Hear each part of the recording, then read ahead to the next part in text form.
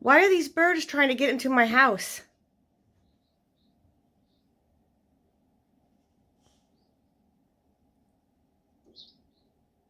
I don't understand it. They've been doing this all morning. There's two of them.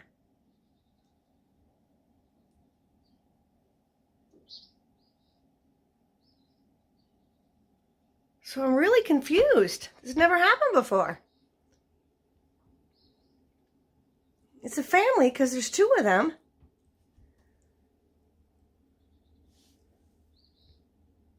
There he is sitting on the deck.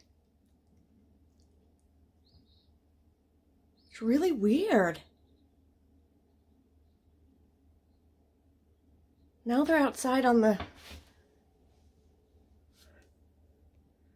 top of the shed doors. I thought maybe they were going in the shed and building something. But then they come back and try to get into the house. It's really weird. Now he's up there on the top of the... If he gets into my house, I don't know how I'm going to get him out. And it'll really freak the dogs out. Now he's probably not going to come back over here because I'm standing here, but... Wow. And then they flew off. So weird.